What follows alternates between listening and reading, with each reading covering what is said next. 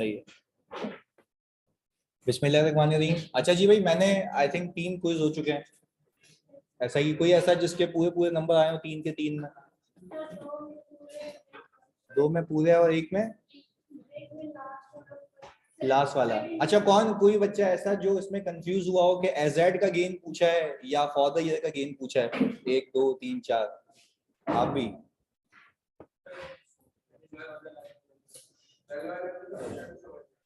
कौन सा वाला क्वेश्चन? क्वेश्चन 2 में क्या था कल? पूछो हाथ क्या जल्दी से। भाई देखो, अब रवायत ये है कि क्योंकि हमने सारी चीजें ऑटोमेशन पे ले गया हूं, तो अब क्विजेस ऐसे होंगे कि उसकी एक फाइल भी बनती रहेगी। सही है जी। तो अगर आपको रियल टाइम में कभी जाके चेक करना है तो आप उस फाइल में जाए, क्लिक करें, वो लिंक आपके पास अवेलेबल रहेगा। जल्दी पूछ लो जी।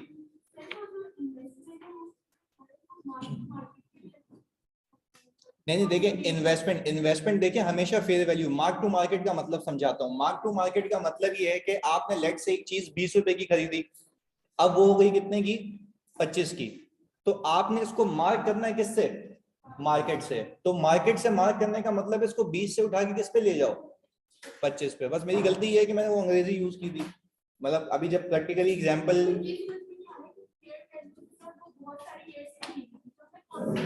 देखिए मैंने ये स्पेसिफिकली बताया था आप सबको कि हमें हर दिन की फेयर वैल्यू को इस्तेमाल नहीं करना। मैं ऑनलाइन वालों को भी बता दूं, एक सवाल ये आया कि सर हमें इतनी सारी फेयर वैल्यू दी हुई होंगी तो हम कौन सी यूज करें? मैंने आपको कहा था मतलब साल के कोई 365 दिन की आपको क्यों ना फेयर वैल्यू दी गई हो, आपको वैल्यू इसको रीवैल्यू कब करना है? रिपोर्टिंग डेट पे, दैट इज 31 दिसंबर या 30 जून, जो भी आपको सवाल में वो बताएगा। फिर मैंने इसकी एग्जांपल दी थी। मैंने कहा लेट से आपने जनवरी में 20 रुपए का शेयर खरीदा, अब वो 30 जून पे 25 का हो गया, अब आपका ईयर एंड है 31 दिसंबर, तो 31 दिसंबर पे वैल्यू चल रही है 28। तो अगर मैं बेवकूफी करूंगा ना तो मैं 2 एंट्रीज बनाऊंगा। पहले 20 से 25 पे आऊंगा, फिर 25 से 28 पे जाऊंगा। तो क्या मैं एक साथ 8 रुपीज का गेन बुक करूं तब भी बात एक ही है। और जी पूछें।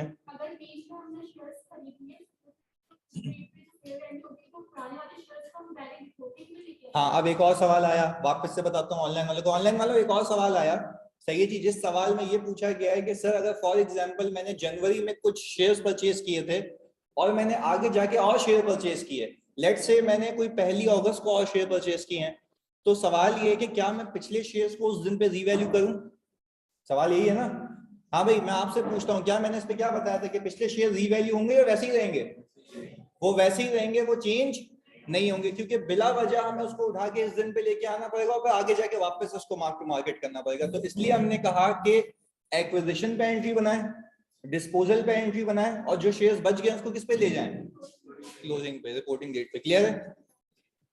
अच्छा जी भाई, सबको हाँ जी, तुम पूछ रहे थे कुछ, पूछो। Question number 2।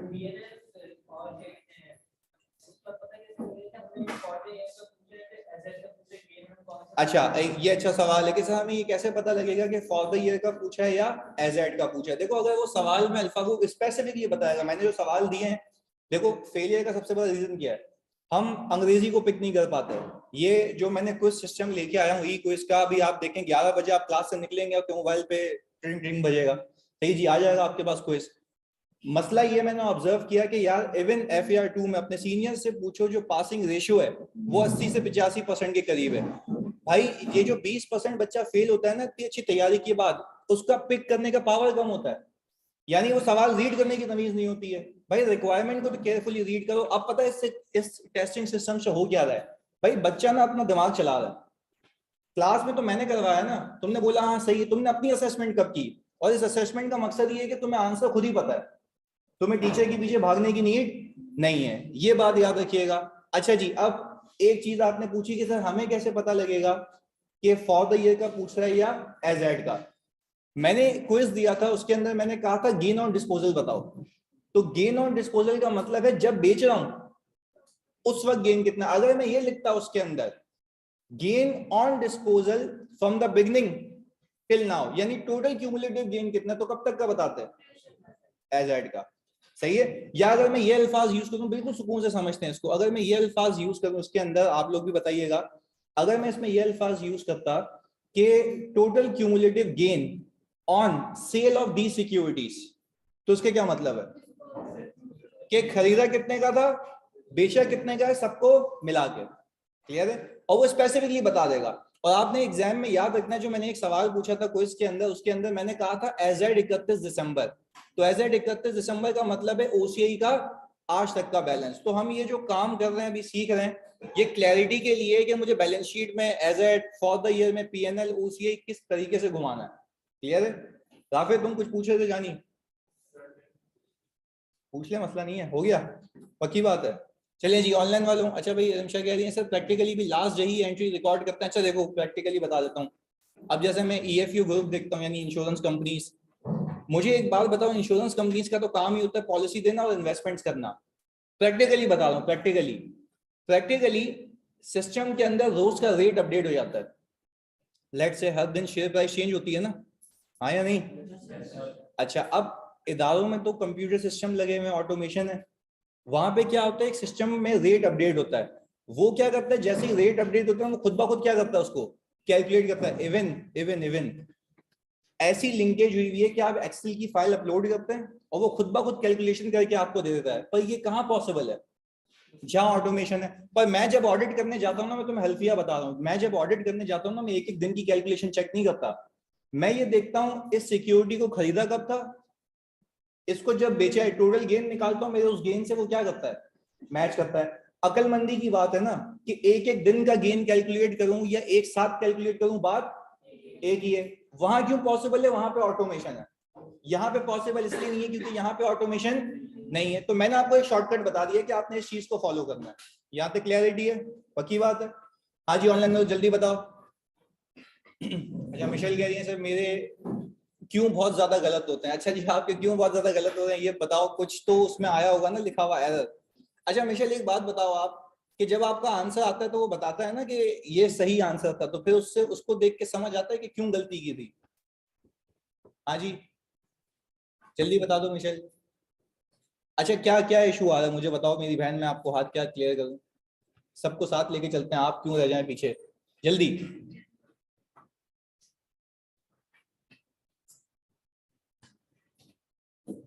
हाँ जी। अच्छा, मिशेल कह रही है कि सर बाद में भी मैच नहीं करता, हाउ इज इट पॉसिबल? जब आपको एक उसने आंसर बता दिया, या तो मैं ये कर लेता हूँ, अभी एडिशनल फीचर डाल देता हूँ तुम्हारे लिए, सुनिएगा। जब बाद में आंसर तुम्हारा मैच नहीं करे ना, मैं उसी के अंदर एक सोल्यूशन किट डाल देता हूँ कि कैलकुलेशंस कैसे हुई हुई हैं, ये कर लें। ये तो तुम्हारे लिए और आसान हो जाएगा। सही है जी, यानी अब ऑनवर्ड्स जो क्विज आएंगे उसके अंदर होगा ये कि भाई आपको ये भी बता देगा वो कि आपको कैलकुलेशन किस तरीके से करनी चाहिए थी। सही है जी। पर ये रेस्ट अश्योर्ड बात है कि अभी तक जितने क्विज हुए उसके सोल्यूशन भी मैं ड्राइव पर डाल देता हूँ, ग्रुप पे भी भेज देता हूँ अभी। सही है, अब क्लियर है? चलें जी, ये रहा आपके सामने एक सवाल शेयर्स के ड्यूरेशन जिसमें मैंने ये किया है कि भाई मैंने शेयर्स का डिस्पोजल 100% नहीं किया, कुछ शेयर्स उठा के बेचे हैं। जल्दी से करके दिखाएं इसको, टाइम ड्यूरेशन देख के। आपके पास इसके लिए कोई 12 मिनट है, जल्दी। आपने सिर्फ इसको करना है फेयर वैल्यू थ्रू ओसीआई से, दैट्स इट। जल्दी से रिक्वायरमेंट को केयरफुली रीड कीजिएगा कि जर्नल एंट्रीज बनानी है और बैलेंस शीट के एक्सट्रैक्ट बनाना है।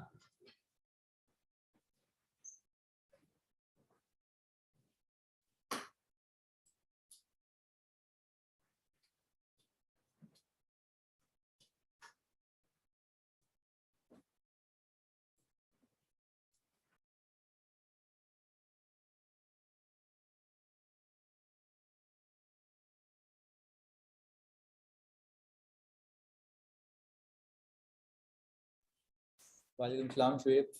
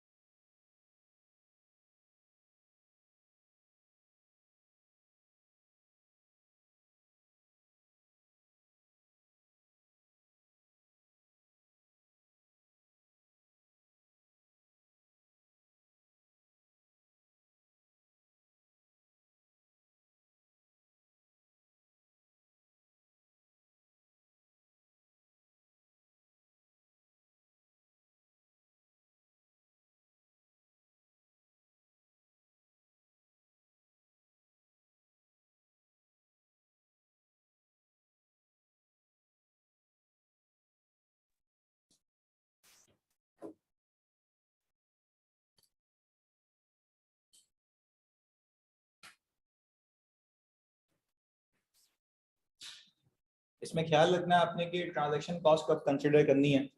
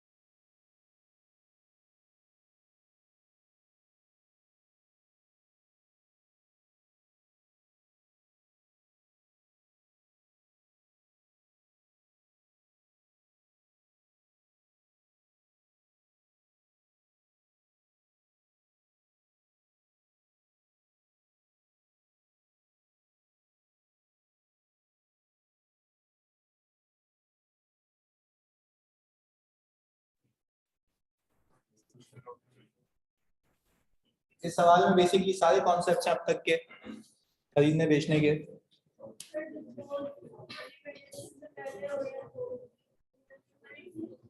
अच्छा, डिस्पोज अगर रीवैल्यूएशन से पहले हो रहे हैं तो आप रीवैल्यू नहीं करेंगे, सीधा शेयर्स बेच लेंगे बस।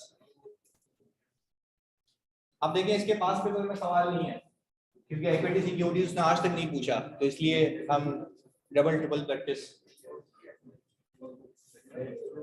अभी बुक आ जाएगी अभी,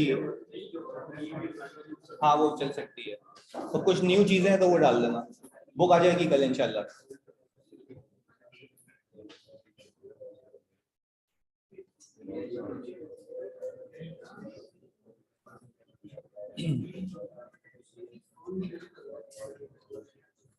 भाई आपने खुल के सवाल करना है, जैसे कि बच्चे पूछ रहे हैं कि सर ये वो जो भी गन खुराबात है ना दिमाग में सब निकालो, सब पूछो, कंफ्यूजन नहीं होनी चाहिए।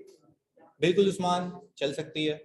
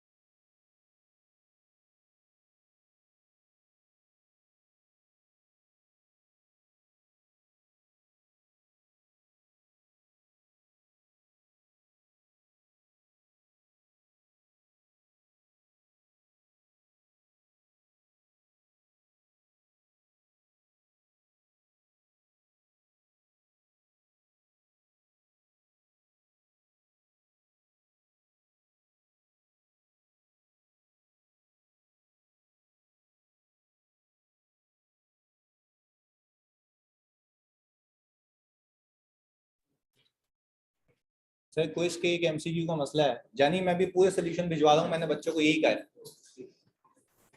सही है जी।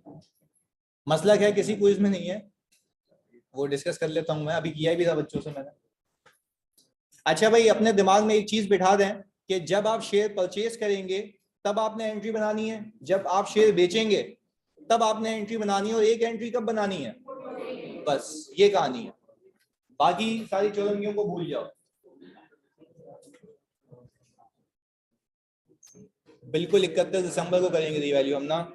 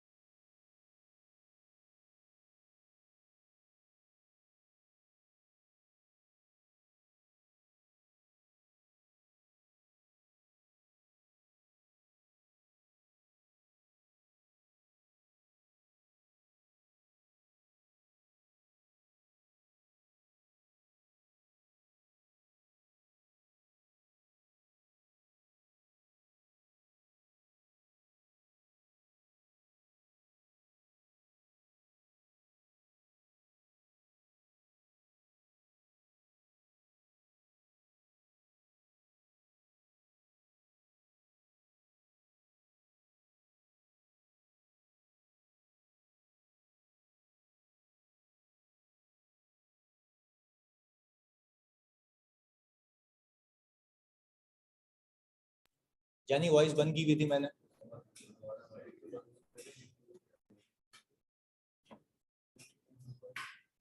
हाँ भाई, 1 साल की वर्किंग हो गई, चलो करो, 1 साल पहले करते हैं फिर आगे करना। तो ईयर एंड की बनाया एंट्री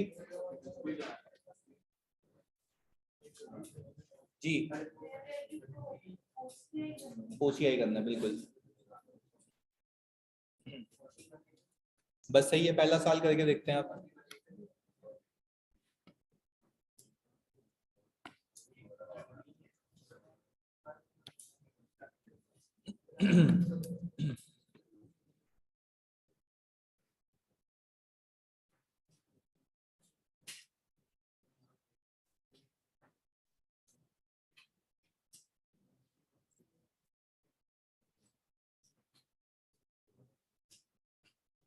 बिल्कुल, अबू बकर बताएगा वो, हमारा ईयर एंड 31 दिसंबर है।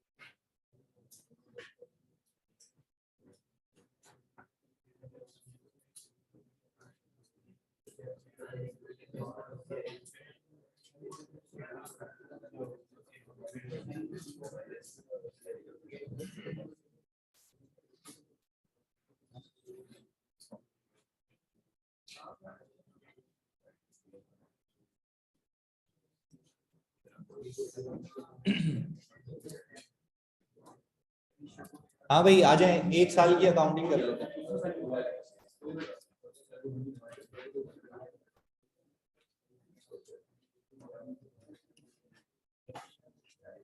पहले 1 साल चेक कर लेते हैं ना, फिर आगे ले जाना है उसको। अच्छा भाई, January 1, 2019 पे मैंने शेयर परचेज किए 25.5 के, इसके अंदर मैंने पे की होगी, और वो है 1.25%, कितनी बनती है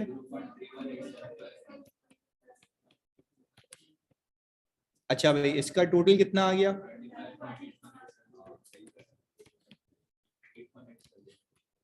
8.875। अच्छा भाई ये हो गई कॉस्ट पर शेयर। अब सिंपल है, अगर मैं फेयर वैल्यू थ्रू पीएनएल की बात करूं तो ये ट्रांजैक्शन कॉस्ट एक्सपेंस आउट हो जाएगी। अगर ओसीआई की बात करूं तो कैपिटलाइज हो जाएगी। तो सर हमने यहाँ पे जनवरी 1 2019 को एक एंट्री बनाई, इन्वेस्टमेंट हमारी हो गई डेबिट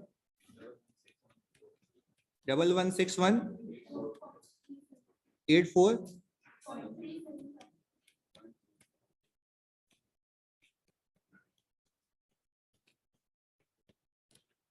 यही है जी, ये तो हो गई पहले दिन की entry sir, very good Naveed. इसके बाद हमने चेन ऑफ इवेंट्स देखे, हमने कहा कि भाई हमने 1 अगस्त को और शेयर्स परचेज किए हैं। तो सर 1 अगस्त को जो मैंने और शेयर परचेज किए तो क्या इसमें पुराने रीवैल्यू करूं या वो अपनी जगह? वो एक बार एक्वायर हो गए, वो अपनी जगह है, उसका कब सोचेंगे? रिपोर्टिंग डेट पे या तो जब बेचेंगे। सही है जी। अब सर इसके बाद हमने कहा कि हम 1 अगस्त 2019 को आ गए, हमने कहा कि भाई इस दिन फेयर वैल्यू पर शेयर जो चल रही है इसमें हमारे पास 405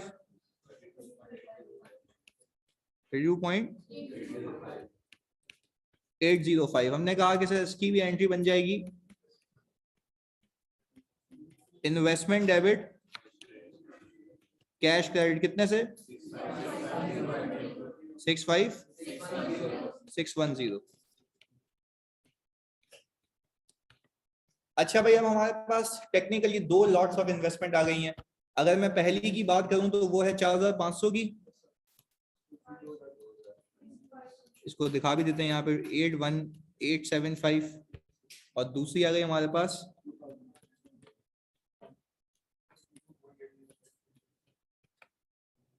ये आ गया जी हमारे पास। अच्छा भाई अब सीरीज ऑफ इवेंट्स में देखें तो इसी साल एक डिस्पोजल भी हुआ है, उसने आपको स्पेसिफिकली बता दिया कि कौन सी लॉट में से हुआ है, फर्स्ट लॉट में से। तो सर हमने जाके देखा कि वो डिस्पोजल जो है वो 4 सितंबर को है 2019। अच्छा अब हमने जो सीखा है, मुझे एक बात बताएं, जब मैंने इसको बेचा है तो क्या मैं पहले इसको रीवैल्यू करूं या सिर्फ पैसे ले आऊं? रीवैल्यू करने के चक्कर में बिला वजह 3 एंट्रीज बनानी होंगी। आप सिंपल एक काम करें, आप रीवैल्यू किए बगैर आपने जो बेचे हैं उसके सिर्फ पैसे ले आए और वो जितने पे मौजूद है उसको निकाल लें अपनी बुक्स में से, सिंपल। तो सर मुझे बताएं कि इस दिन पे फेयर वैल्यू पर शेयर कितनी है? 34 है। क्या ये पैसे मिलेंगे या उसके कमीशन के बाद? वेरी गुड सर, उसके कमीशन के बाद मिलेंगे। तो ट्रांजैक्शन कॉस्ट कितनी? 425।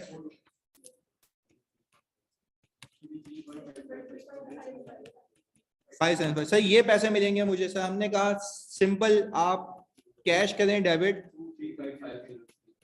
575 इंटू 700 कितना आ गया 23502।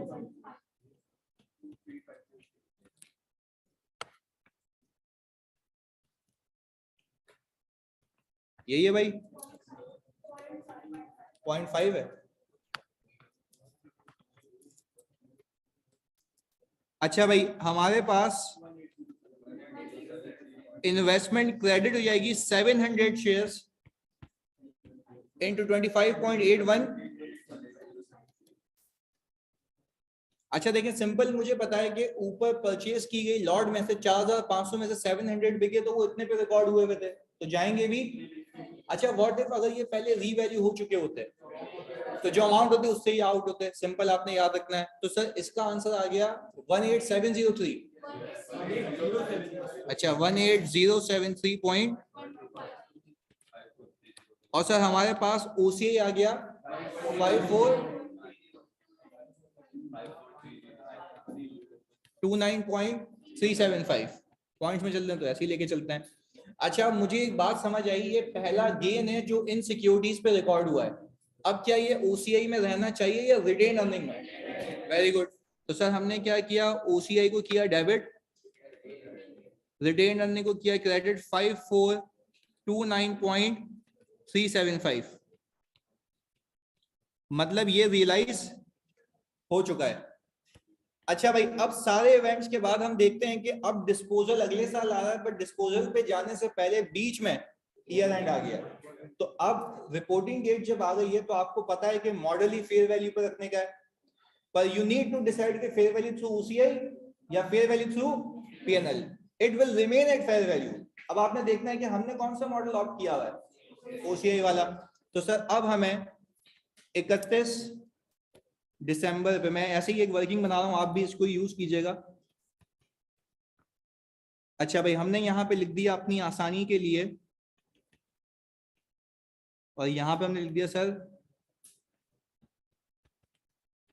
लॉट 2 आ गया। लॉट 1 में से कितने बाकी हैं?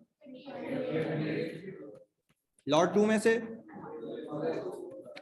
2000। अच्छा जी, हमने कहा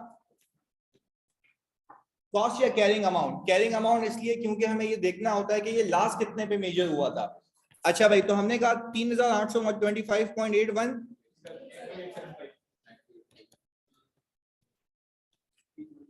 और ये आ गया हमारे पास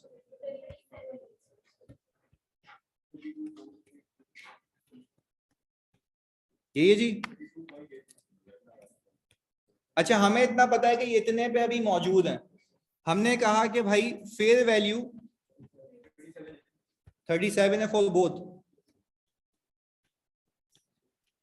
अच्छा, हमने कहा गेन लॉस पर शेयर,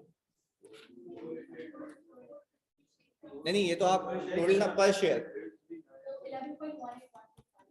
11.18125 और ये 4.195। अच्छा जी, नाउ वी नो कि भाई हमारे पास पर शेयर का गेन इतना है, हमारे पास शेयर्स इतने हैं, तो we can multiply this amount by, ये आ गया। अब हमारे पास गेन या लॉस 4248.75, 4248.75, 83। अच्छा, इसका टोटल बताएंगे? 5087.78.75। अच्छा भाई, अब आपने जब ये वर्किंग की, आपको पूरा स्ट्रक्चर पता है। प्रैक्टिकली भी ऐसी वर्किंग होती है कि कितनी लॉट। अच्छा देखो, एक चीज सुनो, प्रैक्टिकल लाइफ में जब कंपनीज की ऑडिट करने जाओगे ना, ऐसे 200-300 शेयर्स की लॉट्स होंगी अलग अलग कंपनीज के। तो सर वो तो मैनुअली करना पड़ेगा? नहीं, एक्सेल के मॉडल होते हैं, आप वी लुकअप उठा के सारी फिगर्स एक जगह लेके आते हैं, वो खुद ब खुद कैलकुलेट हो जाती है, क्योंकि ऑटोमेशन है ऑडिट में इधर। अब हमने क्या किया भाई, हमने एक एंट्री बनाई, इन्वेस्टमेंट डेबिट 50,878.75, ये आ गया 50,878 कर सकते हैं बिल्कुल, पर कोई नीड नहीं है ना, दोनों मिला के कहां जाएंगे ओसीए में। इवन एक सिक्योरिटी में गेन हो सकता है अगर किसी और कंपनी की हो, एक पे लॉस हो सकता है, तब भी ओसीए में क्या जाएगा। पर आपने हिसाब किताब हर सिक्योरिटी का अलग रखना है, क्योंकि इस सिक्योरिटी यहाँ पे तो नेटिंग तो होगा ना भाई। मैं कह रहा हूँ कि तुम 10 एंट्रीज क्यों ना बनाओ, पर ओसीआई में तो सब मिल के जाएगा ना। तो इसलिए मैंने हिसाब किताब ऊपर अलग किया और यहाँ पे ये लेके आ गया हूँ। क्लियर है जी? कितने लोगों ने यहाँ तक सही किया था? Very good. चलिए जी, अब सर इसके बैलेंस शीट एक्सट्रैक्ट बनाए तो आप अगले साल ले जाइएगा इसको। इन्वेस्टमेंट, अच्छा प्लीज आप मुझे यहाँ पे गाइड करें सर। इन्वेस्टमेंट के लिए क्या मैं कह सकता हूँ मेरे पास 5000 और एक शेयर कितने का है? 37 पे आप लेके आ चुके हैं, तो अमाउंट कितनी आई?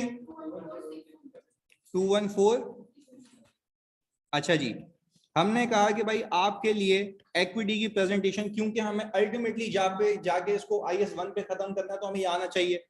हमने कहा रिटेन अर्निंग में एक ही गेन ट्रांसलेट हुआ है 5429.375, और सर ओसीआई का बैलेंस ये 50,878. अब एक बच्चा सोच रहा होगा कि सर ये भी तो ओसीआई आया था, वो ओसीआई आके खत्म भी होके कहाँ चला गया, रिटेन अर्निंग में। तो जो ओसीआई बचा है वो सिर्फ ये वाला है। क्लियर है? ये देख लें जी, इन्वेस्टमेंट और ओसीआई के साथ अमाउंट लिख दें, कैसे मल्टीप्लाई करके आया, समझा नहीं जानी? लिखा हुआ ना पूरी ऊपर, कैलकुलेशन है ना, इन्वेस्टमेंट के साथ लिख तो दिया अमाउंट 5800 इंटू, समझ गए? ओके।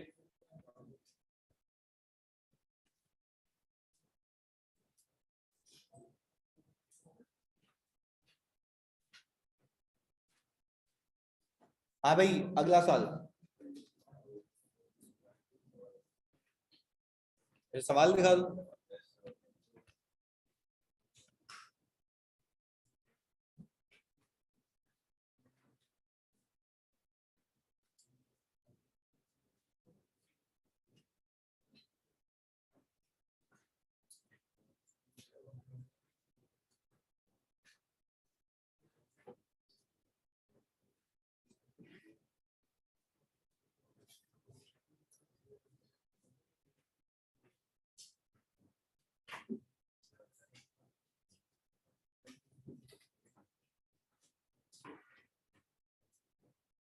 नहीं नहीं उस्मान, ओसीआई में आज तक का जाता है, फॉर द ईयर नहीं जाता, पर इस वाले सवाल में आया ही फॉर द ईयर था तो वही ट्रांसफर हुआ है।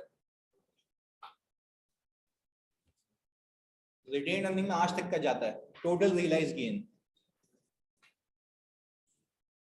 डिविडेंड है इस कंपनी में, हाँ अगले साल है ना।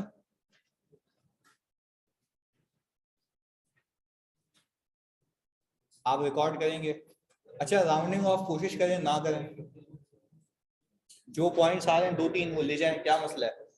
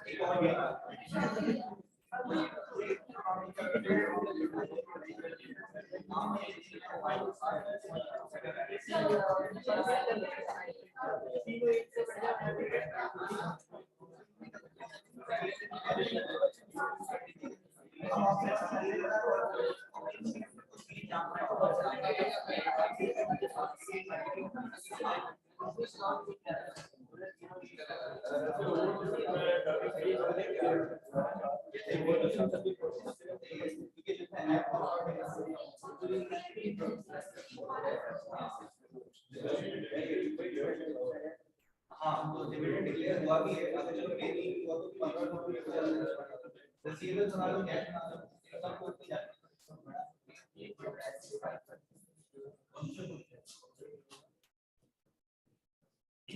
अभी अभी कर लेते हैं हम ना, ओसीआई कैलकुलेट कर लेते हैं।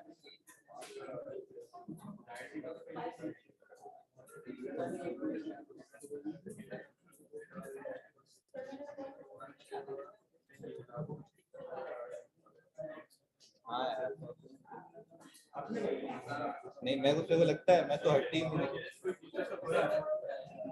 मैं तो वैसे ही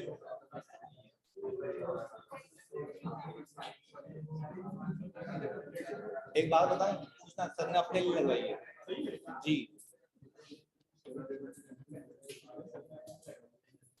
हम पे डाल दें, मैं तो बैठ के भी नहीं पाता, मुझे क्या जरूरत है। आप कर सकते हैं, हम ना पर सिंपल है ना, अभी सिखाता हूँ। हो गया भाई,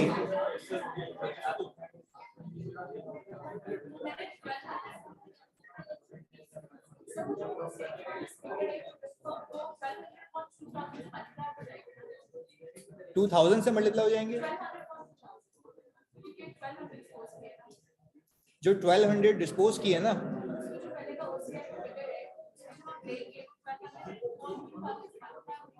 नहीं नहीं एक एक शेयर भी मैं करके बताता हूँ, 1 मिनट रुको बस जी।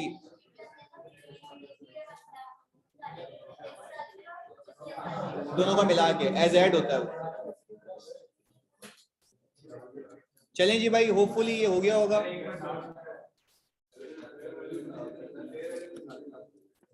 ये ले जी, फेयर वैल्यू आ गई लास्ट वाली 47.5।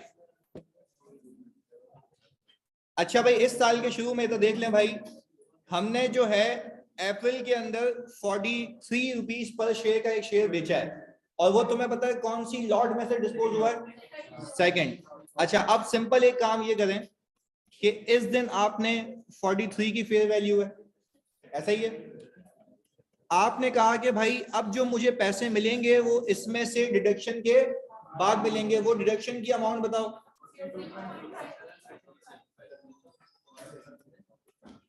अच्छा भाई, इन दोनों को नेट किया तो आंसर कितना आ गया? चलें सर, ये हमारे पास आ गया 42.4625। This is the amount which I am going to realise. Sir हमने कहा कि हमारे पास कैश आ गया इनटू कितने शेयर्स, तुम बता दो। 509। अच्छा भाई, अब प्लीज इधर फोकस।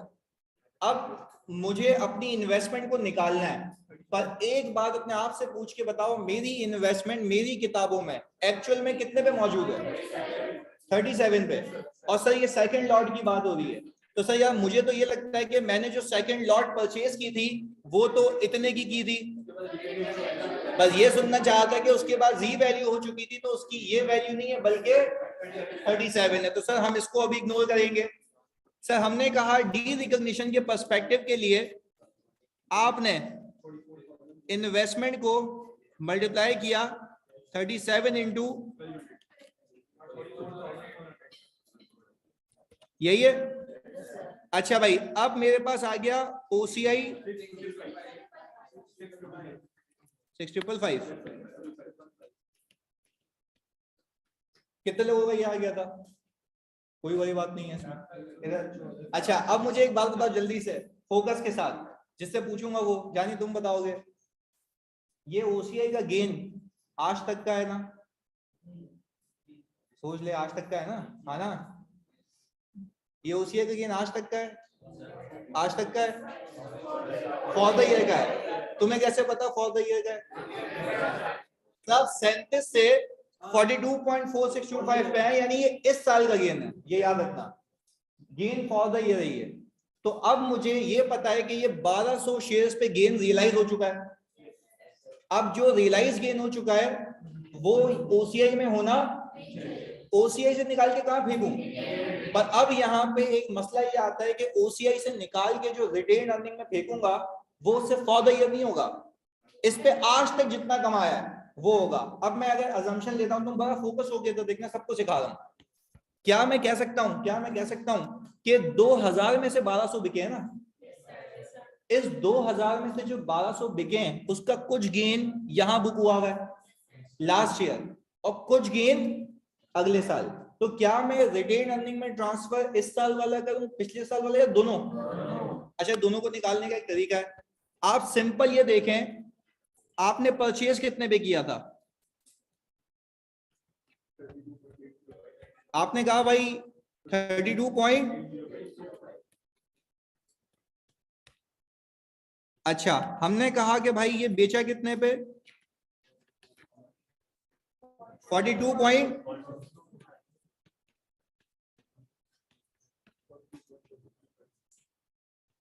गेन आ गया हमारे पास टोटल कितना? 9.65। भाई देखो अब बात समझ आई कि ये टोटल गेन है कितने का? 9.6575। अच्छा देखो, मैं ये 6,555 ऐसे भी निकाल सकता हूं। मैंने सिंपल एक काम किया, 37 को कंपेयर किया 42.4625, ये जो भी आंसर आया मैं इसको मल्टीप्लाई करूं 1200 से, देखो कितना आता है, यही आ रहा है। तो समझाने का मतलब ये कि ये सिर्फ इस साल का गेन है इन सिक्योरिटीज पे। तो इस पे जो पहले गेन बुक हुआ है वो भी तो रिटेन अर्निंग में ट्रांसफर होगा ना। तो वो निकालने के लिए क्या करते हैं हम, इन दोनों का कंपैरिजन, और ये आज तक का गेन आ गया, इसमें कोई मसला? पक्की बात है। तो सर ये बात याद रखिएगा, खुदा के वास्ते फॉर द ईयर्स में फर्क है, क्योंकि जो IS1 के मेरे सवाल है मैंने आपको कहा है वो ब्लेंड है सारे IS IFRS का। वहां पे जाके तुम्हें ये बात फिर समझनी चाहिए कि भाई वहां पे जाके PNL में फॉर द ईयर की चीजें जाएंगी और रिटेन अर्निंग या OCI बैलेंस शीट में एजेड की। तो आपको हिसाब किताब रखना आना चाहिए, वहां पे ये ब्लेंडर काउंट होते हैं, इसके नंबर होते हैं प्रॉपर, क्योंकि एग्जामिनर तो ये व्यू बना लेता है कि इसको इतनी तमीज नहीं है कि फॉर द ईयर और एजेड में फर्क होता है। सही है जी? आज के बाद बोलेगा कोई ये? ओके जी, गुड, सही है, जानिए क्लियर हो गया। ओके, अब मुझे एक बात बताएं भाई, मैंने OCI डेबिट कर दिया, रिटेन अर्निंग क्रेडिट, मैंने कहा भाई 9.6575 इंटू 1200 कितना आ गया? 1158। अच्छा अब हमने कहा 11,589 कुल मिला के इस पे ट्रांसफर हो गया। चलिए जी, अब मेरे ख्याल से इस दिन मुझे बाकी के बकाया शेयर रीवैल्यू करने चाहिए इस दिन, या ईयर एंड पे देखेंगे? ईयर एंड पे देखेंगे, वेरी गुड। अच्छा भाई इल्मा कह रही है कि सर हम इस तरह नहीं कर सकते कि 8390 को अपोशन करते हैं। सुनो सुनो, एक अपोशनमेंट की बात आई है, मैं कहता हूं आंसर सेम आएगा, पर आगे जाके जब मेरे क्विज बने हुए अलग नस्ल के, उसके अंदर मैं आपका साल शुरू करूंगा ऐसे कि ये इन्वेस्टमेंट की वैल्यू है, और ये नहीं बताऊंगा कि किसका गेन कौन सी सिक्योरिटी पे, तब अपोशनमेंट करके दिखाना। जब आगे सवाल आएंगे मैं शुरू उससे करूंगा कि भाई ये साल गुजर चुका है, और ऐसा सवाल होगा कि ये साल जो गुजर चुका है इसमें ये गलतियां हैं, तो फिर आपको OCI का जो टोटल बैलेंस होगा वो 5-6 सिक्योरिटीज का होगा, तब अपोशनमेंट हो सकती है। अपोशनमेंट कब हो सकती है? जब एक इनिशियल इन्वेस्टमेंट का मेरे पास OCI अलग से मौजूद हो, पर examiner I don't think so कि ऐसी हरकत करेगा, ये समझने के लिए सही है। तो अपोशनमेंट पे आपको नहीं जाना, मैं सिंपल एक चीज बता रहा हूं आपको कि आपने पर शेयर का हिसाब रखना है, एक शेयर कितने का खरीदा बेचा, सिंपल कहानी है, सही जी, खाली उसको अकाउंटिंग में कन्वर्ट किया हमने। आगे फिर मैंने कहा कि सर डिविडेंड भी तो है ना, कौन सी डेट पे ये? जुलाई 4 पे भाई।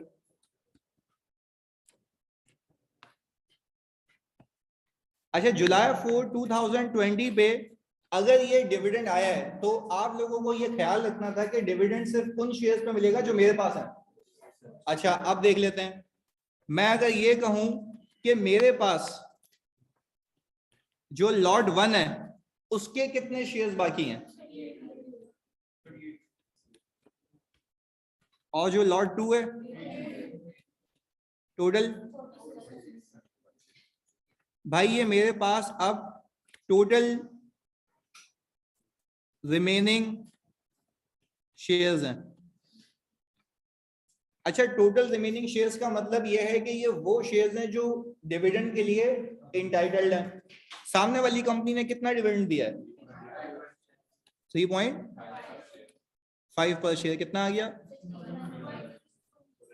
61। ओके जी। हमने किया ये कि भाई कैश को किया हमने डेबिट और डिविडेंड इनकम को 16,100 से।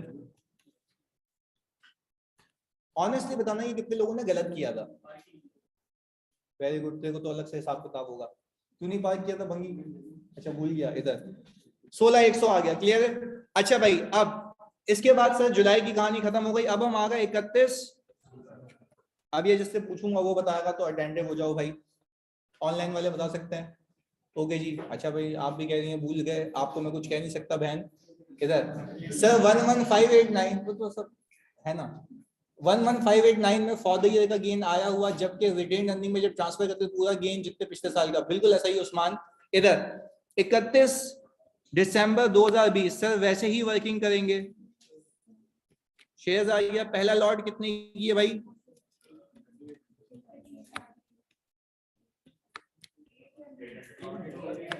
मैं ये देखा तुम लोगों को याद है, नहीं याद? अच्छा भाई, कैरिंग अमाउंट ओल्ड।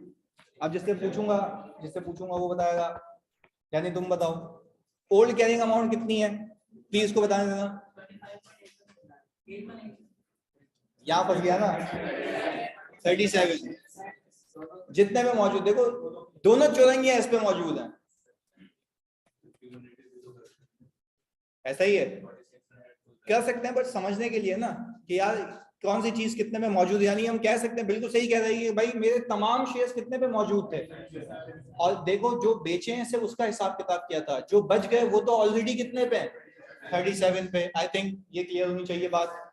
अच्छा भाई, फिर हमने कहा कि फेयर वैल्यू 47.5। सर हमने कहा ये आ गया 47.5।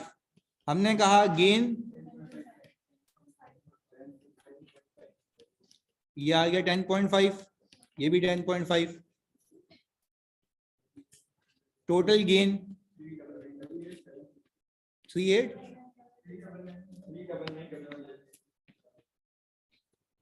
और ये 84 बस।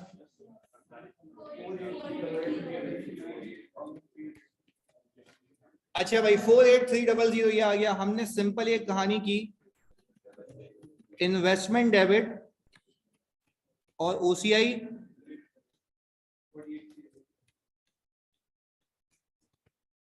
यही है जी। अच्छा भाई, अब सबसे खतरनाक काम जिसकी वो रिक्वायरमेंट मांगता है हम उसको कटा के आ जाते हैं। हम बोलते हैं कि भाई एग्जामिनर तुम हमारे पापा के नौकर हो, ये फिगर्स दिए खुद छाप लियो। सही है? समझने की बात ये है भाई, तुम्हें एग्जाम में बड़ा ख्याल रखना है, रिक्वायरमेंट में स्पेसिफिकली वो तुम्हें लिख के देगा प्रिपेयर बैलेंस शीट एक्सट्रैक्ट्स।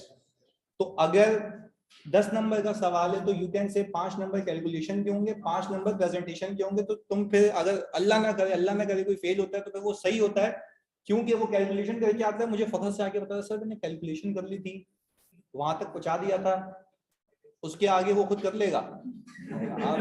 इधर अच्छा भाई, तो सर हमने कहा कि इन्वेस्टमेंट, हम ये कह सकते हैं कि हमारे पास टोटल शेयर्स कितने हैं? एक शेयर कितने पे 40, टोटल 218। ये आ गई भाई, investment have been carried at fair value but through OCI. हमने कहा कि भाई इक्विटी, ये कोई रिटेन अर्निंग बता दे तो मजा आ जाएगा। 11,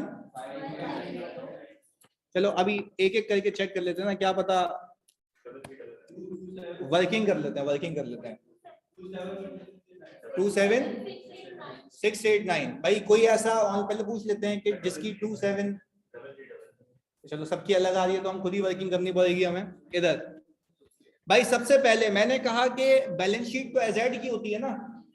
अच्छा, मैंने ओपनिंग रिटेन अर्निंग यहां से उठाया 5429, यहां पे 5429.375 प्लस जो हमने ट्रांसफर किया था रिटेन अर्निंग में 115, इसमें डिविडेंड ऐड कर दें 16100, 33,119 या 8,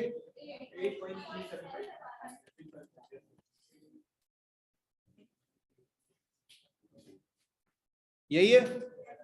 अच्छा भाई, अब ओसीआई के बैलेंस की भी तो मारा मारी है, यहाँ पे चेक कर लेते हैं। अच्छा, एक बात समझते हैं इसको ताकि सब एब्जॉर्ब कर लें इस बात को। क्या मैं कह सकता हूं ओसीआई सिर्फ उन शेयर्स पे बाकी होगा जो मेरे पास बच गए, जो बिक गए वो सारा काम ट्रांसफर हो चुका है रिटेन अर्निंग में, तो सर उसकी वर्किंग भी कर सकते हैं और एंट्री से प्लस माइनस भी कर सकते हैं। पर अगर मैं वर्किंग करना चाहूं, प्लीज सुकून से सुनना, ये एजेड की बात होती है, बैलेंस शीट है। एक एक करके आज तक का मैं निकाल रहा हूं। लॉट 1, अच्छा भाई आपने कॉस्ट पर शेयर कितनी थी इसकी, हमने एक एक करके देख लिया। यहाँ पे हमने कहा कि भाई 25.81, ये आ गया भाई 25.81875 और दूसरे की 805। फेयर वैल्यू आ रही है 47.5। अच्छा, गेन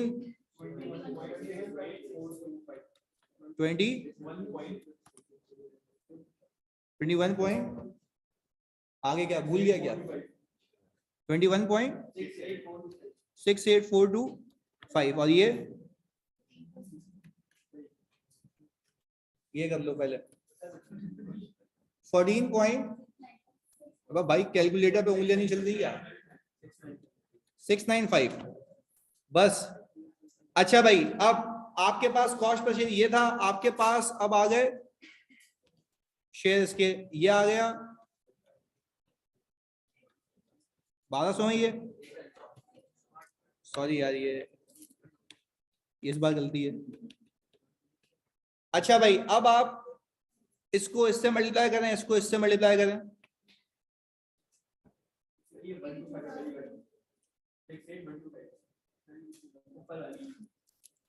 ये तो 695 ही है।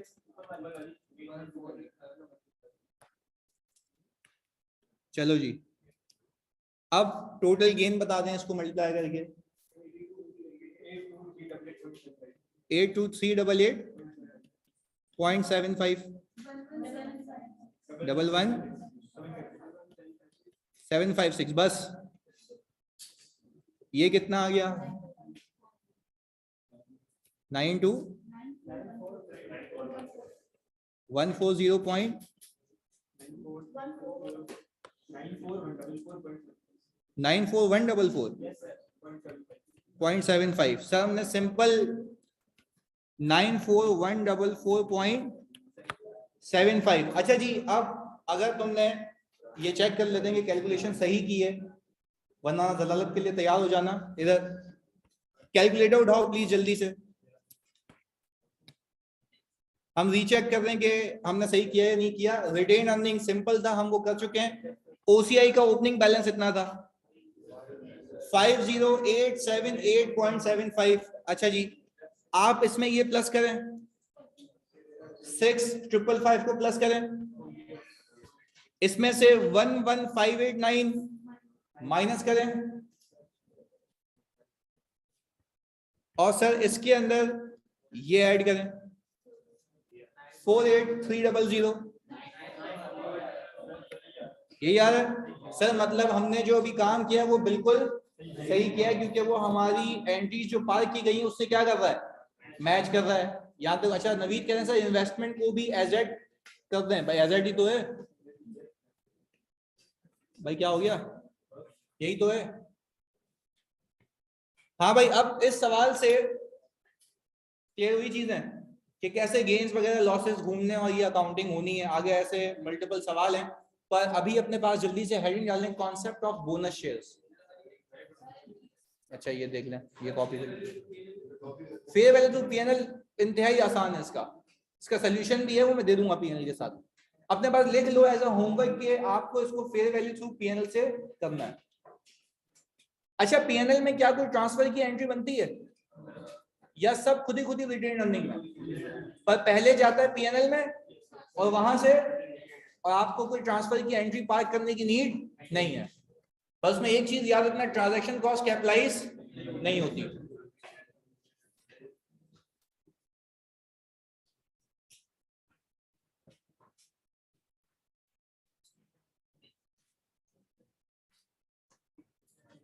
अब जब इसके बाद में लीज करवाऊंगा तो लीज में भी ऐसे बैलेंस शीट एक्सट्रैक्ट्स आएंगे, और जो अगले सवाल होंगे वो लीज प्लस आईएफआरएस 9 के होंगे, यानी मिक्स स्टैंडर्ड्स, यानी आपको बैलेंस शीट बनानी होगी, उसमें लीज की भी अकाउंटिंग होगी और आईएफआरएस 9 की भी होगी, ताकि आप इसके फॉर्मेट्स ना भूलें।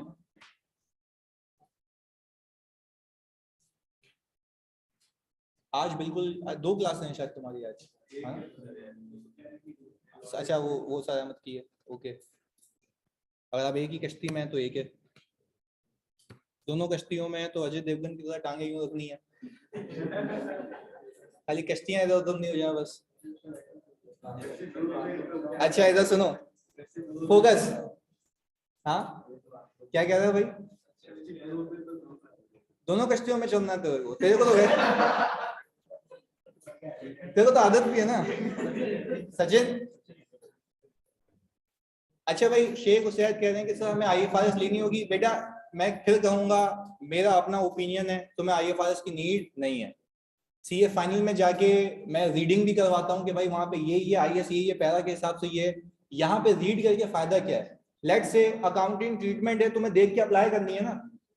अब वहां पे जाके तुम अगर आईएफआरएस खोल के ढूंढ रहे हो, अच्छा ये इसको ऐसे करना था, फिर बोल लो करना कैसे था, रीड ही करना है ना। मैं बोल रहा हूँ तो यही सीख रहे हो, या तो फिर क्लासेस नहीं लो। अगर आईएफआरएस ही रीड करना है तो भाई मेरा अपना ओपिनियन है कि वहां पे आईएफआरएस खोलने का टाइम नहीं होता। मैक्सिमम आईएएस 1037 में नीड होती है उसकी, बट फिर भी मैं कह रहा हूँ कि जब अपनी तुम यहाँ पे तैयारी कर लोगे तो वहां पे बुक खोलने का टाइम नहीं होगा। 3 घंटे में तुम FAR 1 दे के आए हो, तुम्हें हालत बताओगी अपनी। क्वेश्चन दे के आए हो 2 घंटे में हो गया था। क्या कह रहा है? अच्छा ये बात है ना। देखो अब एक चीज ना, देखो एक चीज है, फॉर एग्जांपल तुम कह रहे हो कि भाई आईएफ, अब मैं तुम्हें एक वैसे ही बता देता हूँ। मतलब हम लोग जब जाते थे FFR का पेपर देने, तो मेरा दोस्त, मतलब उसकी मुझे नहीं पता था कि तैयारी नहीं है, गया हुआ था गाँव, आया लीव से वापस, फॉर्म में छुट्टियां मिल जाती है ना। पेपर में पहला सवाल देखा हमने 25 नंबर का, वैसे कंसोलिडेशन पूछता है, उसने मेरी एग्जाम मनूस होती थी, मेरी एग्जाम में कंसोलिडेशन ही नहीं पूछा, उसने पूछ लिया joint venture joint operation IFRS 11, जिंदगी में पहली बार। अब मेरा दोस्त पीछे, मैंने देखा ना यूं आईएफआरएस खोल के बैठा, मैंने बोला यार इसकी तो तैयारी है भाई, आईएफआरएस खोल के, मैंने क्या कर रहा है, बोल रहा है ऐसे ही टाइम पास। अल्लाह मैंने क्या करूं, बोल रहा है और कुछ था ही नहीं, मैं देख रहा था कुछ मिल जाए इसमें। उसने पूरा टाइम बैठ के 2.5 घंटे आईएफआरएस को रीड किया। उसने बोला चल मैं अगली तैयारी कर रहा था कि अगली बार अगर कुछ हुआ तो यहाँ से देख लेंगे। सही जी, तो कहने का मतलब ये है कि भाई खुदा के वास्ते अपना टाइम इस पे जाया नहीं करना। सही जी, प्रैक्टिस पे ध्यान दो, परफेक्शन यहाँ से आती है जितनी प्रैक्टिस होगी। एग्जाम में अगर तुम्हारी तैयारी ऐसी है, मैं कसम खुदा की खा रहा हूँ कि तुमने सवाल देखा, तुम्हें पता है क्या ट्रीटमेंट, वहां पे सोचना नहीं है, वहां पे क्या करना है, अप्लाई। जैसे ही तुम जो FAR 1 के बच्चे देख के आए ना पेपर, कहीं से भी उसने स्टडी किया हो, मैं लिटरली कह रहा हूँ कहीं से भी उसने पढ़ा हो, खाली एक चीज उस बच्चे को काम आएगी जिसने प्रैक्टिस की हुई थी। सिर्फ कॉन्सेप्ट लिया हुआ बच्चा मैं कहता हूँ फेल हो जाएगा, जिसने प्रैक्टिस की हुई वो पास हो जाएगा। सही है जी, तो प्रैक्टिस आपको परफेक्शन पे लेके जाएगी। आपने जितने मैक्सिमम सवाल करने उतने करना। इसी के लिए ऐसी बुक बनाई है, ऐसी चीजें हैं। सही है जी। आज हम ये तय कर रहे हैं IFRS लेने की मस्ती है तो आप बिल्कुल लें, पर वो आपके किसी काम नहीं आएगी। सही है जी, लेके रख ही लेंगे आप अपने पास। सही है, इधर देखो। अच्छा भाई, मैंने हेडिंग डलवाई है concept of bonus. Code of ethics वो IFRS में क्या किसने डाला है? हाँ क्या बोल रहा है, चल इधर। कोड ऑफ एथिक्स ऑडिट का है ना, यहाँ पे भी ये चार्टर्ड अकाउंटेंट प्रैक्टिस का, कि देखो कोई गलत कामों में इन्वॉल्व नहीं होना, देखो कोई रिश्वत दे तो नहीं लेनी, ये सारी चीजें सीखेंगे ना आगे। पहले अकाउंटिंग तो सीख ले। देख पहले तेरे को अकाउंटिंग सिखाता हूँ, फिर तेरे को आखिर में बताऊंगा कि how you have to be ethical. सही है जी, नजर नीचे रखनी है बात करते हुए इधर। अच्छा भाई प्लीज अब फोकस के साथ, ये कॉन्सेप्ट भी आज तक नहीं आया। इवन मैंने कहा है तुम्हें कि इक्विटी सिक्योरिटीज आज तक नहीं पूछी है इसने, हाई प्रोबेबिलिटी के इस बार पूछेगा। डेट सिक्योरिटीज के पास पेपर में जब से आया सवाल ही सवाल। अभी आते हैं डेट सिक्योरिटीज पे, वो टेक्निकल भी है ज्यादा, इससे भी ज्यादा, तो उसको भी तुम्हारे लेवल पे लेके आएंगे। चलिए जी, कॉन्सेप्ट ऑफ बोनस आपने हेडिंग डाल दी है भाई। अच्छा भाई, अब हमने लेट से ये कहा कि हम, ये है भाई सचिन लिमिटेड,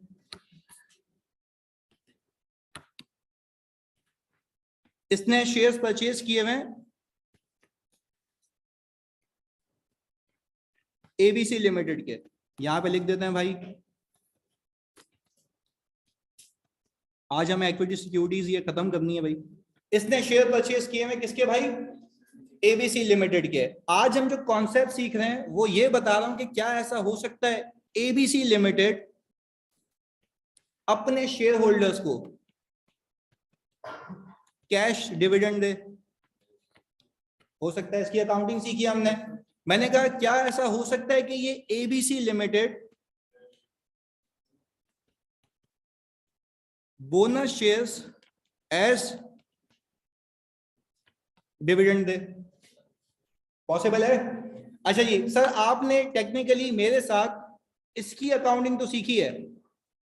अच्छा पहले मैं इशूअर की बात कर लेता हूं। जो इशूअर है, इसने कैश डिविडेंड की एंट्री क्या बनाई होगी? Retain earning debit, cash credit, ये इस केस में बनाई होगी। इस केस में इसने क्या एंट्री बनाई होगी?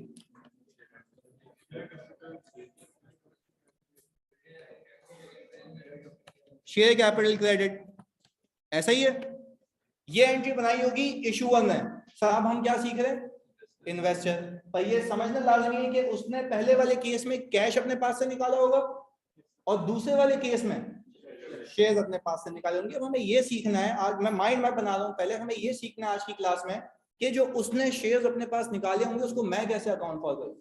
तुम में से एक होशियार सोचा होगा बस सिंपल है ना, फेयर वैल्यू को रिकॉग्नाइज करूंगा, कहानी खत्म। ऐसा नहीं है, ये पता भी नहीं होती लोगों को बात। जब प्रैक्टिकली हम जाके देखते भी हैं, उसमें भी चीजें सही करवाते हैं, तो उसको फोकस होकर देखना एक एक करके। छोटी सी इलस्ट्रेशन बनाई है मैंने 5% होल्डिंग की है ABC लिमिटेड में ऑन जनवरी 1, 2019। ऐसा ही है? Okay, on January 1, 2019। अब मुझे एक बात बताओ भाई, इस कंपनी का टोटल शेयर कैपिटल कितना है? 1 मिलियन का। मैंने क्या कहा कि भाई सबसे पहले 1 मिलियन डिवाइडेड बाय 10 कितना आ गया? 1 लाख शेयर्स हैं इस कंपनी के टोटलिटी में। मैंने कितने परचेज किए हैं? कितने आ गए? 5000 शेयर्स। ये तो इनिशियल परचेज है। मैंने कहा भाई प्लीज जरा यहाँ पे फोकस करें। मैंने कहा मैंने ये परचेज किए हैं जनवरी 1 पे, और एक शेयर की प्राइस कितनी है? 28। ये बहुत ही केयरफुली अभी कॉपी नहीं करना, सिर्फ समझो, कैलकुलेटर तुम्हारे पास होना चाहिए बस। मैंने कहा भाई यहाँ पे मैं अजम्पशन के तौर पे ट्रांजैक्शन कॉस्ट लिख रहा हूं 1%। अच्छा भाई, तो मैंने तो जो जनवरी 1 पे परचेज की एंट्री बनाई होगी वो तो आपको पता है। फेयर वैल्यू कितनी है? 28। ट्रांजैक्शन कॉस्ट 1%, 0.28, ये आ गया 28.28। इसको हम दोनों मॉडल से कर लेंगे ताकि आपको क्लियरिटी रहे। 28.28। अच्छा जी, अगर मैं फेयर वैल्यू थ्रू OCI की बात करूं, पहले फेयर वैल्यू थ्रू OCI से कर रहा हूं मैं। हमने की होगी इन्वेस्टमेंट डेबिट और कैश क्रेडिट। सर ये हुई होगी 5000 इंटू 28.1414। ये हो गई डे 1 की एंट्री। यहां तक कोई पंगा नहीं है। आगे देखते हैं चल के, प्लीज कॉपी नहीं है, सिर्फ समझे आप, कैलकुलेटर आपके पास हो। फिर मैंने कहा कि अप्रैल 1 पे 32 रुपए पर शेयर प्राइस चल रही है, 1 अप्रैल को। अच्छा मैंने कहा जब मेरी कोई रिपोर्टिंग डेट ही नहीं है तो मुझे अपने प्रीवियस शेयर्स को छेड़ने की कोई नीड नहीं है। आगे सुनिएगा, मैंने यहाँ पे जानबूझ के ये जगह खाली रखी है, एक वजह है वो बताता हूं। अभी यहाँ पे हम लिखेंगे कुछ, अभी सबर करना है बस आपने। Dividend in the form of bonus shares declared by ABC limited on April 1, 2019। यानी जिस दिन ये 32 रुपए पर शेयर की प्राइस दी हुई है। अब देखो यहाँ से थोड़ा सा ब्रॉडर माइंड में फाइनल की चीज है ये सुनना, क्योंकि उसने पूछा नहीं, ऐसा हो नहीं सकता पूछने, क्योंकि उसने ये भी नहीं कहा कि ये नहीं पूछूंगा, तो पूछ सकता है वो, सुनना इधर। अच्छा भाई 32 रुपए पर शेयर चल रही है, पर पहले ये देखो कि सामने वाली कंपनी ने बोनस डिविडेंड डिक्लेयर किया है कौन सी डेट पे, 1 अप्रैल 2019 को। अच्छा मैं यहाँ पे परसेंटेज लिख देता हूं कि इसने 10% का बोनस दिया है। तुमसे मेरा सवाल है, इसने 10% का बोनस क्या मुझे दिया होगा? ओवरऑल सारे शेयर होल्डर्स को दिया होगा, उसमें से मेरे कितने होंगे? 5%, क्योंकि जो जितना हिस्सेदार है उसको इतने हिसाब से। पर फिर एक सवाल है कि कैश मिलेगा या शेयर्स मिलेंगे? वेरी गुड यार, बिल्कुल परफेक्ट सर, मुझे शेयर्स मिलेंगे। अब वो शेयर्स की अकाउंटिंग सीखनी है, ये समझाने वाला हूं अभी। इधर मैंने कहा कि सर सबसे पहले तो ये देखें कि जो इशूअर है वो एंट्री क्या बनाएगा? सर इशूअर एंट्री बनाएगा retain earning debit share capital. आज इसका खुलासा करते हैं कि भाई ये सामने वाला बंदा क्या बनाएगा, क्योंकि आपने कैश फ्लो में मेरे साथ वो तो सीखा था, ये नहीं सीखा था। इधर मैंने कहा कि भाई डिविडेंड किस पे लगता है? शेयर कैपिटल पे, you can say par value पे। याद करो मैंने एक चीज सिखाई है, या आपने जिन से भी पढ़ा वो आपने सीखा होगा कि आपको जो डिविडेंड देना है वो आपको जितनी हिस्सेदारी मिली है उस पे देना है। हिस्सेदारी मिलती है फेस वैल्यू पे, प्रीमियम कंपनी के नाम के पैसे होते हैं, उस पर रिटर्न नहीं मिलता। अभी मैं इशूअर की बात कर रहा हूं, तो मैंने कहा कि भाई 1 मिलियन पे 10%, सर ये आ गया 1 लाख। पहले बताओ ये बात समझ आई? अच्छा अब आगे भाई मैं बड़े फोकस से यहां पे कह रहा हूं कि ये अमाउंट है, ये क्या अमाउंट है, रुपीस है, डॉलर है, जो भी कह लो, ये अमाउंट है। तुम्हें क्या मिलेंगे? शेयर्स मिलेंगे। अब एक बात समझे जरा फोकस के साथ, बहुत ही अहम, देखो ये क्रिटिकल चीजें हैं, जो नहीं करोगे पेपर में आ गए तो लग पता जाएगा। तभी कह रहा हूं पूरा फ्रेमवर्क समझो। वो क्या करेगा, ये ऐसा भी तो सवाल हो सकता है ना कि बोले इशूअर की और इन्वेस्टर की दोनों की अकाउंटिंग करके दिखाओ, तो वो कॉन्सेप्ट को टेस्ट करेगा कि भाई इसको पता है या नहीं पता, क्योंकि अब लेवल अपग्रेड हो चुका है ना, इसके बाद सीधा फाइनल है। इधर देखो, अब मैं तुमसे ये पूछ रहा हूं, क्या मैं कह सकता हूं कंपनी जो इशूअर है, जो डिविडेंड दे रही है, वो सिर्फ पार वैल्यू के हिसाब से डिविडेंड की एंट्री बना देगी, खत्म? यानी वो कह रही है हमारे पास से कुल मिला के इसको अगर 10 से डिवाइड करूं, 10,000 शेयर्स एज अ बोनस गए। पहले बताओ ये बात समझ आई? इतनी सी भी कंफ्यूजन है तो यहीं पे रोक के पूछ लो, कोई शर्म वाली बात नहीं है। सबको क्लियर है? पक्की बात है?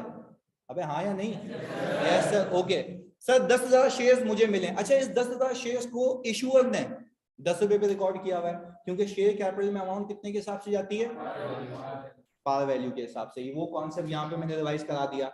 अच्छा अब मसला ये है कि मैं अगर इस साइड पर आके सोचूं इन्वेस्टर बन के, तो इन्वेस्टर को ये शेयर 10 का थोड़ी ना मिल रहा है, इन्वेस्टर की जेब में तो शेयर फ्री में आ रहे हैं। टेक्निकली मेरी नजर में इन्वेस्टर का ये पूरा का पूरा गेन है।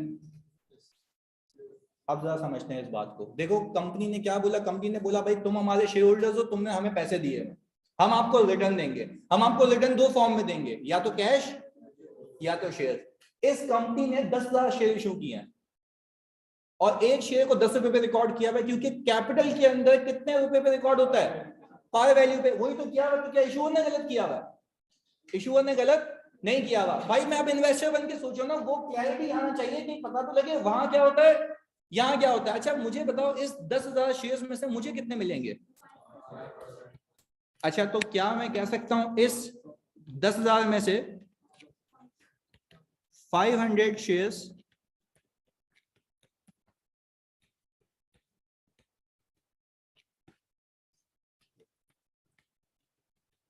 ये कौन है भाई? इन्वेस्टर। इसको 500 शेयर्स मिले। अब इसको कितने शेयर्स की अकाउंटिंग करनी है? इसको पैसों में मिले फ्री में मिले? ये सीधी बात, वो समझ आ गया, यहां समझ आ गया। अभी तक कहानी यहां पे आके रुकी हुई है कि 500 शेयर्स को किसमें मिले? फ्री में, क्योंकि ये क्या था? बोनस। बोनस का मतलब यही है। आगे सुने। अच्छा भाई, अब तुम में से लोग बेवकूफी ये करके आएंगे एग्जाम में, क्योंकि वो पूछेगा ये सवाल, क्योंकि हर बार नई चीज पूछता है वो, हमें उसके लिए प्रिपेयर होना है।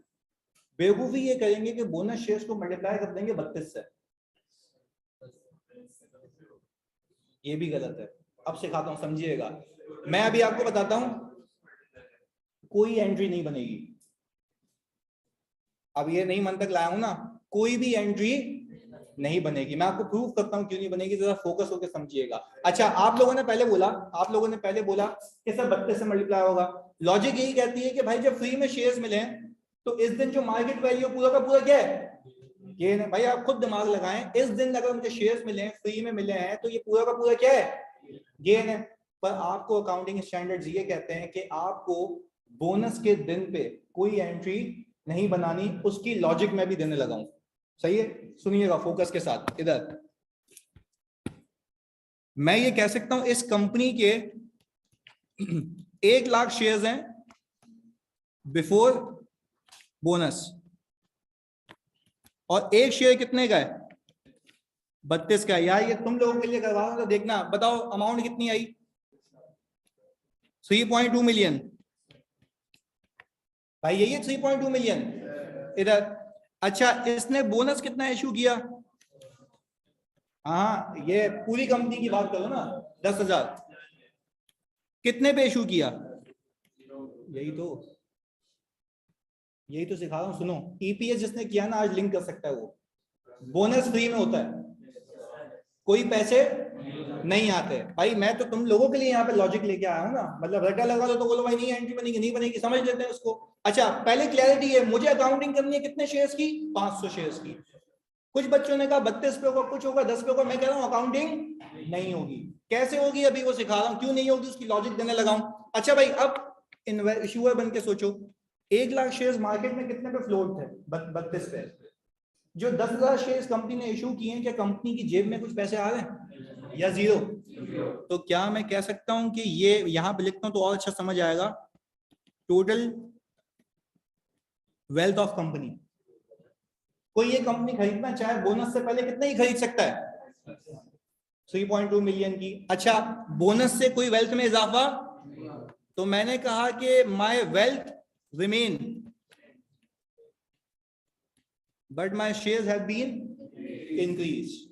अब बताओ एक्स डिविडेंड, प्लीज सुनना, ये मैंने ऊपर लिखी हुई एक चीज वो बता रहा हूं। X dividend price of this company क्या है? 99 पॉइंट सॉरी 29 एग्जैक्ट ही आ रही है। आगे भी है ना, उसको आगे तक रखना ही हूं। सही है, अपने पास कैलकुलेटर में। पहले बताओ ये बात समझ आई? अच्छा अब फाइनेंशियल मैनेजमेंट को थोड़ा यहाँ पे लिंक कर रहा हूं, जो स्टॉक एक्सचेंज में चलता है। फाइनेंशियल मैनेजमेंट आपको ये कहती है at the date of bonus आपकी प्राइस में डिक्लाइन आ जाता है, आपकी फेयर वैल्यू नहीं रहती। यहाँ पे यही हो रहा है। अच्छा जी, अब इधर मैंने कहा कि भाई आपकी 29.091, यहां पे क्या लिखा हुआ है?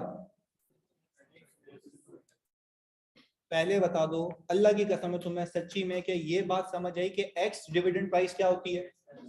इसी दिन पे डिविडेंड के बाद प्राइस ये हो जाएगी। बात क्लियर है? अच्छा अब गेम समझते हैं, इधर समझना मेरी बात। मुझे बताओ मेरा एक शेयर, प्लीज बहुत फोकस के साथ। मेरे पास अभी कितने शेयर्स मौजूद है? 5,000। अभी कितने शेयर्स मौजूद हैं?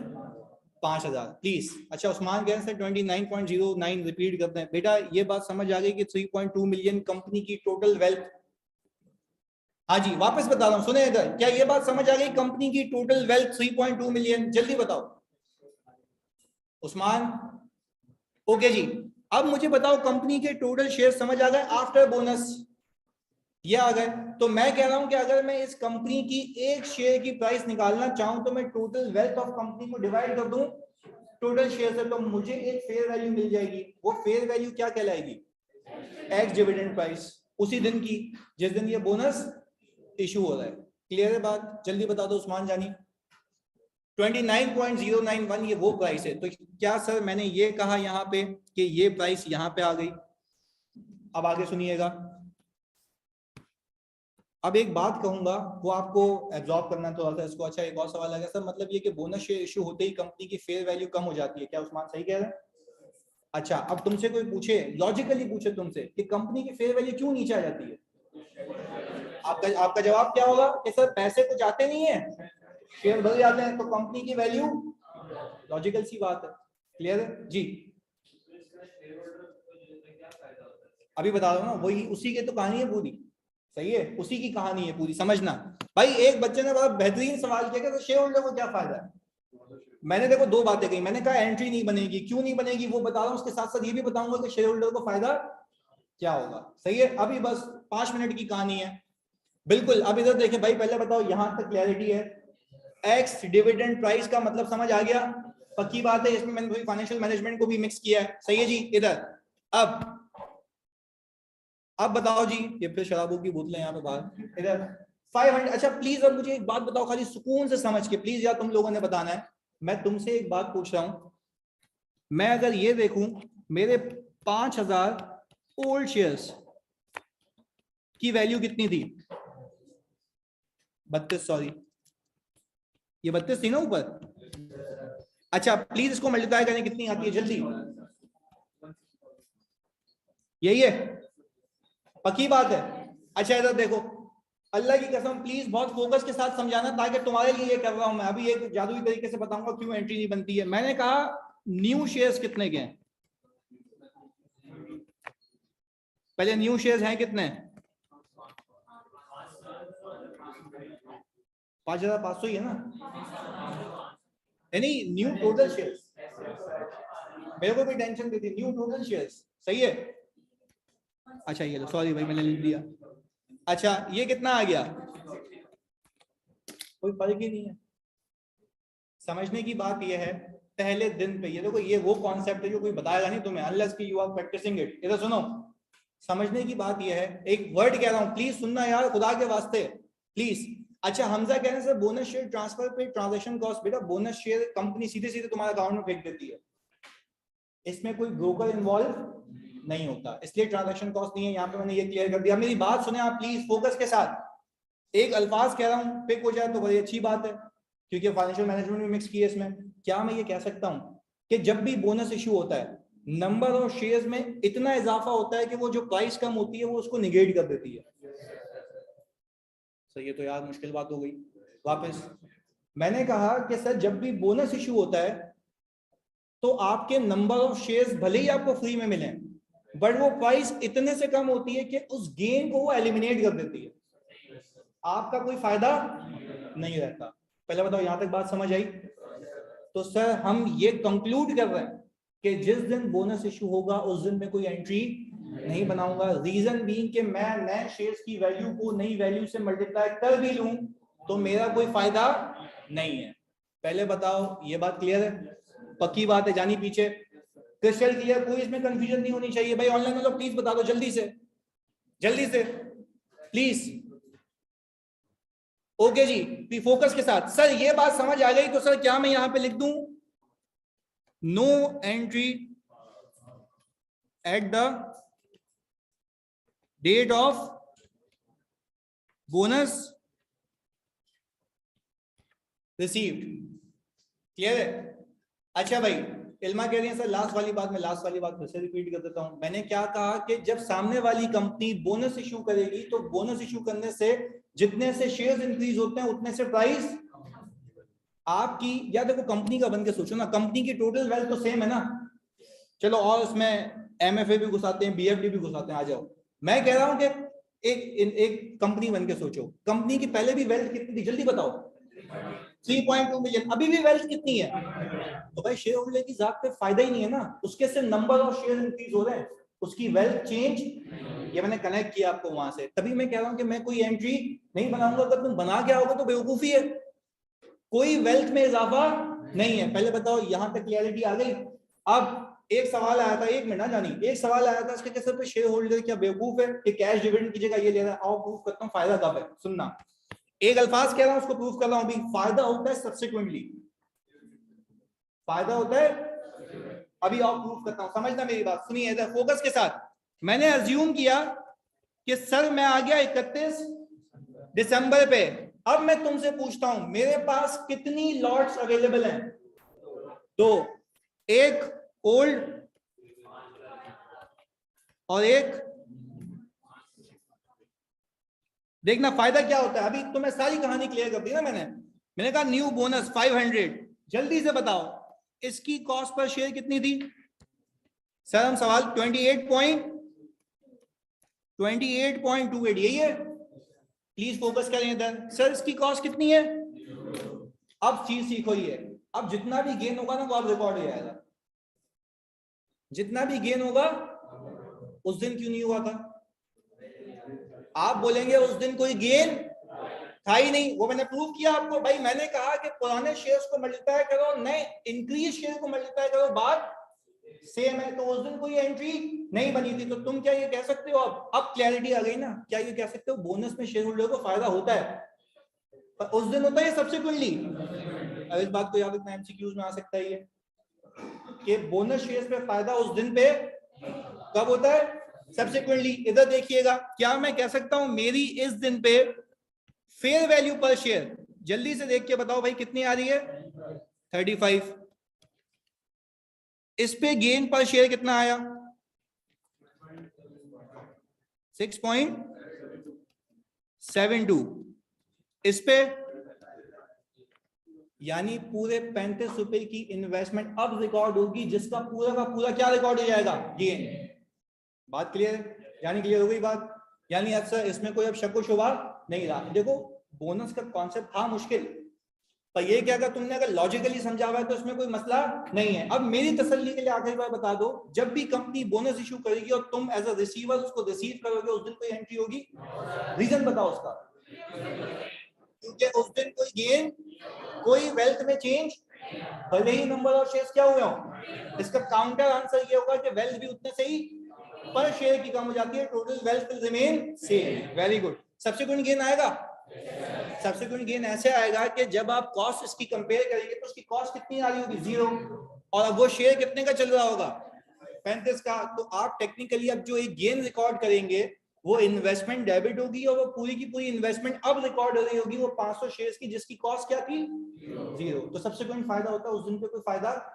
इसीलिए शेयर होल्डर विलिंग होता है कि भले उसको शेयर्स मिल जाए। बात क्लियर है? अच्छा भाई जल्दी से मुझे अमाउंट बताओ टोटल गेन की। और ये 17,500 कितना आ गया? ये 511। सर हमने क्या किया, इन्वेस्टमेंट को डेबिट, ओसीआई को। हाँ जी बात क्लियर है? अब बताओ इस इन्वेस्टमेंट डेबिट के अंदर बोनस शेयर्स भी आ गए, उसके अगेंस्ट में पैसे दिए, पूरा गेन आया, और ये गेन कब तक याद रहेगा? बस ये फायदा था इसका। क्लियर हो गई कहानी? इक्विटी सिक्योरिटीज यहाँ पे खत्म होता है। अगली क्लास से एक हाई लेवल चीज है, वो कौन सी सिक्योरिटीज हैं? Debt securities. मिलते हैं जी अगली क्लास में। हाफिज। राइट इशू तो कुछ भी नहीं है ना, वो तो सिंपल पैसों पे रिकॉर्ड करोगे जितने पे। सही है? पीएनएल में चलाएगा, पीडीएफ अभी भेज रहा हूं मैं आपको। सही है? अगली क्लास में और डिस्कस करते हैं इसको। आप फेयर वैल्यू टू पीएनएल में सिर्फ 28 से कंपेयर होगा। बिल्कुल सही कह रहे हो इल्मा। शहबाज बता दिया ना फायदा, कि 0 से 35 तक का फायदा पूरा गेन रिकॉर्ड हो रहा है। 29.09 को बेटा एक्स डिविडेंड क्यों कहते हैं? इसलिए क्योंकि वो डिविडेंड इशू होने के बाद की प्राइस है। सही है,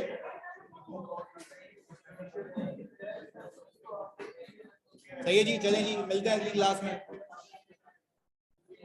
एक मिनट अनीक, 29.09 निकालने की एग्जाम में कोई नीड ही नहीं है, आप उस दिन पे एंट्री ही नहीं बनाना। सही है, सही है अनीक, जल्दी बता दे, ऑफ कर। ओके, अल्लाह हाफिज़।